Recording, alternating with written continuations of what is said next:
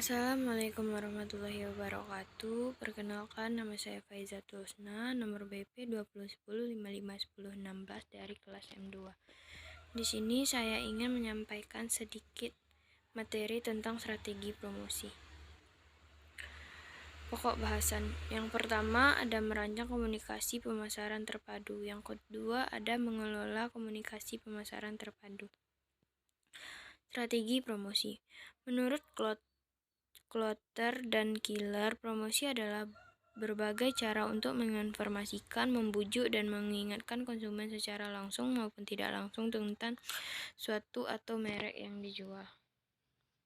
Menurut Kotler dan Armstrong, tujuan promosi ialah mendorong pembeli pelanggan jangka pendek atau meningkatkan hubungan pelanggan jangka panjang. Mendorong pengecer menjual barang baru dan menyediakan lebih banyak persediaan, mengiklankan produk perusahaan dan memberikan uang gerak yang lebih banyak.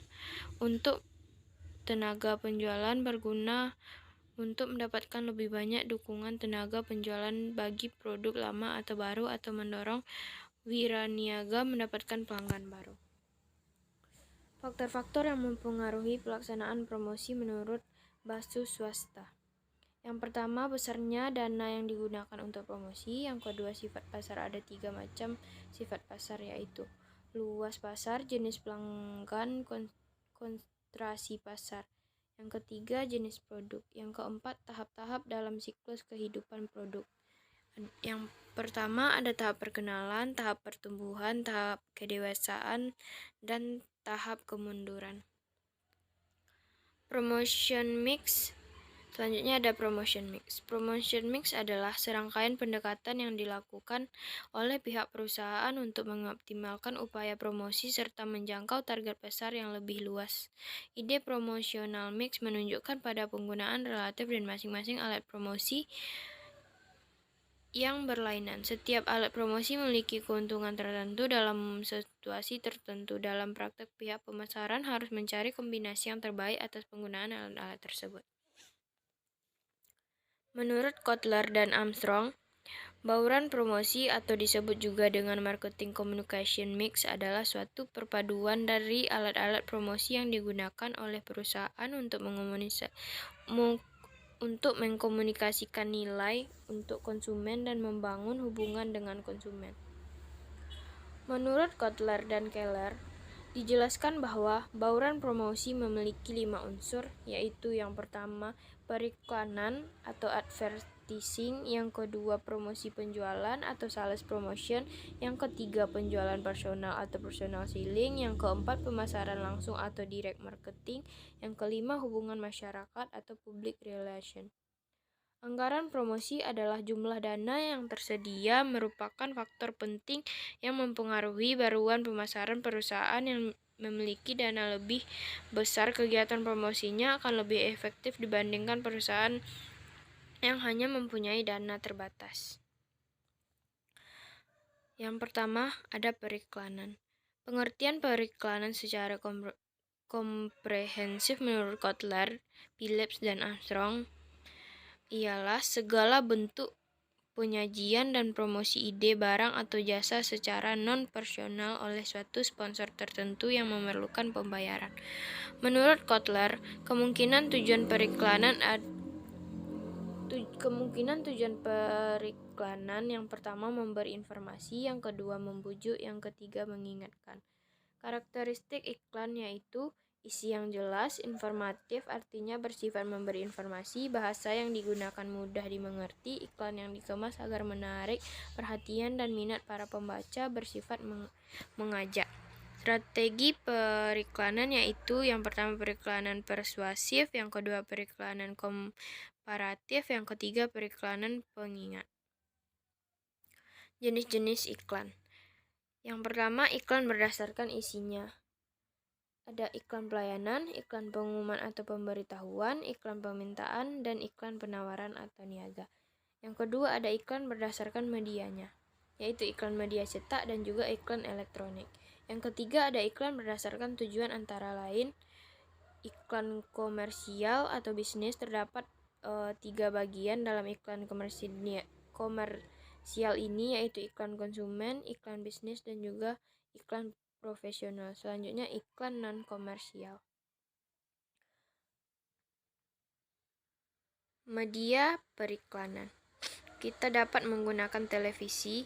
Keunggulannya menggabungkan gambar, suara, dan gerakan, merangsang indera, perhatian tinggi, jangkauan tinggi. Yang kedua ada radio, menggunakan penggunaan massal, pemilihan geografis dan demografis tinggi, biayanya rendah. Yang ketiga ada telepon. Banyak pengguna, peluang memberikan satuan pribadi. Yang keempat ada internet. Pemilihan audiens tinggi, kemungkinan interaktif, biaya relatif rendah. Selanjutnya ada koran. Fleksibilitas, ketetapan waktu, jangkauan pasar lokal yang baik, penerimaan luas, tingkat kepercayaan tinggi. Selanjutnya ada surat langsung atau direct mail. Audiens terpilih, fleksibilitas, tidak ada persaingan iklan dalam media yang sama. Selanjutnya ada majalah. Pemilihan geografis dan demografis tinggi, kredibilitas dan gengsi, reproduksi bermutu tinggi. Selanjutnya, promosi penjualan. Menurut Kotler dan Keller, sales promotion atau promosi penjualan merupakan kunci utama dalam kampanye pemasaran, terdiri dari kumpulan alat intensif yang sebagian besar bersifat jangka pendek, dirancang untuk merangsang pembelian produk atau layanan tertentu dengan lebih cepat atau lebih konsumen atau perdagangan. Jenis-jenis promosi penjualan Kotler dan Keller yaitu promosi konsumen, yaitu consumer promotion, yang kedua promosi dagang atau trade promotion, yang ketiga promosi wariniaga atau sales for promotion. Menurut Kotler and Keller, terdapat beberapa indikator dalam melakukan promosi penjualan, yaitu coupons atau kupon, rebates atau potongan harga, price pack atau cash of deals, yaitu kesempatan harga kemasan, sampel, premium, cashback, continuity, contest and sweepstakes, yaitu kontes dan undian.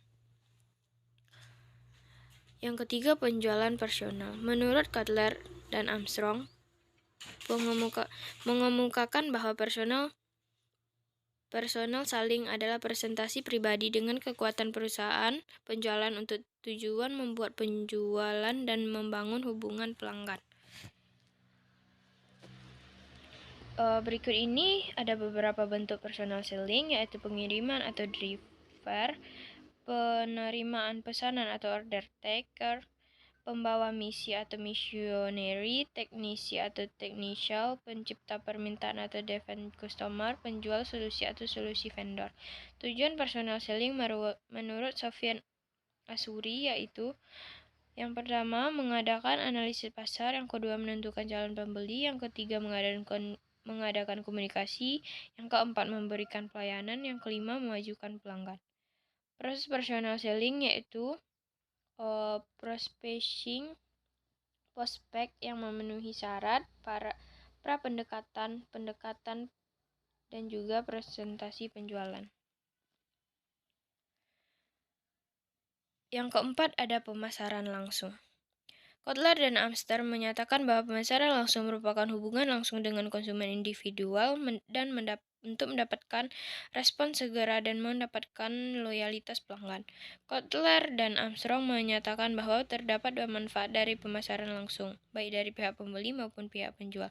Yang pertama, bagi pembeli, pemasaran langsung bersifat menyenangkan, mudah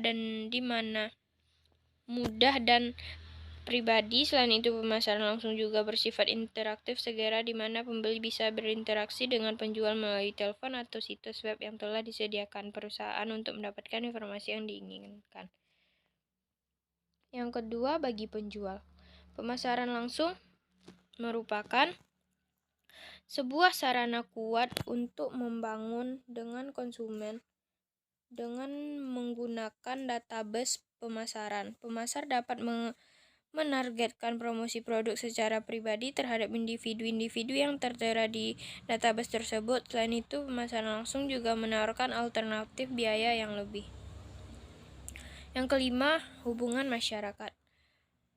Lupiondi 2013 menyatakan bahwa hubungan masyarakat merupakan teknik pemasaran yang penting di mana perusahaan tidak hanya berhubungan dengan pelanggan, pemasok, dan penyalur, melainkan juga harus berhubungan dengan kumpulan kepentingan publik yang lebih besar.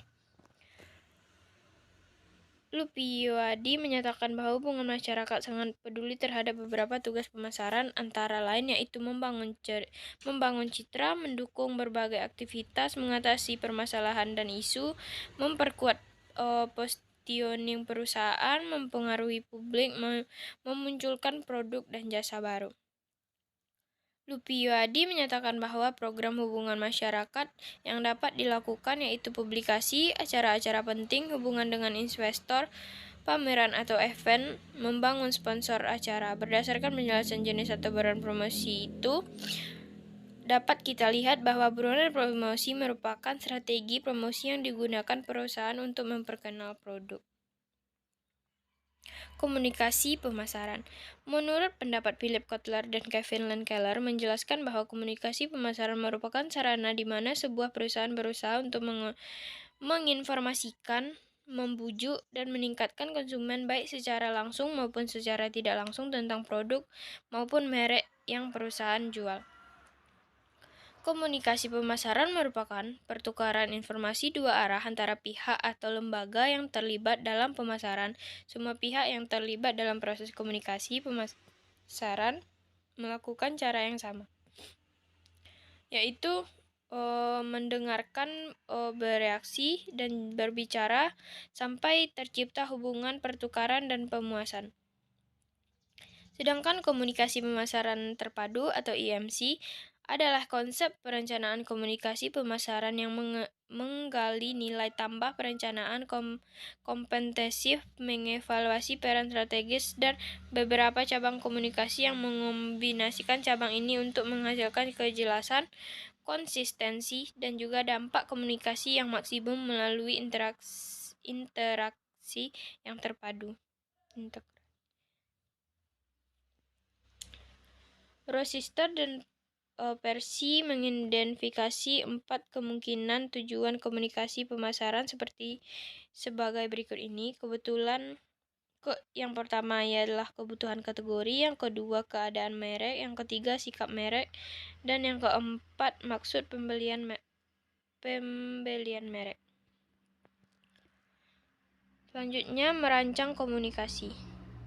Setelah dapat diketahui identifikasi pasar, sasaran, dan tujuan komunikasi pemasaran, selanjutnya pasar dapat merancang komunikasi pemasaran dengan tujuan dapat mencapai respon yang diinginkan.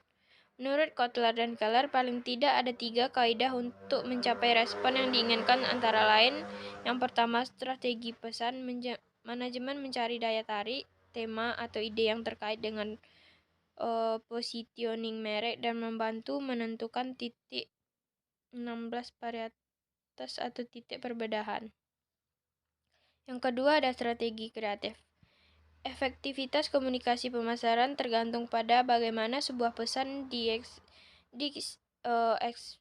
diekspresikan dan juga kandungan pesan itu sendiri.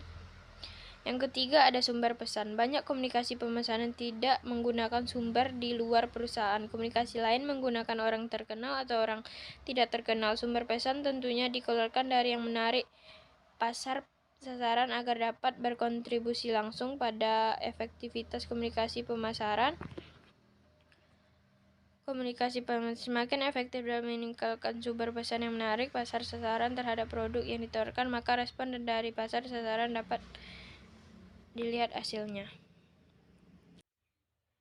Selanjutnya, ada langkah-langkah mengembangkan komunikasi yang efektif. Yang pertama ada mengidentifikasi target sasaran, yang kedua menetapkan tujuan, yang ketiga membuat pesan, yang keempat memilih saluran komunikasi.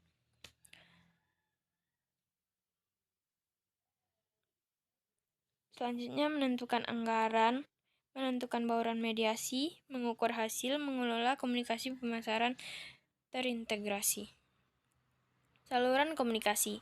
Yang pertama, saluran komunikasi pribadi.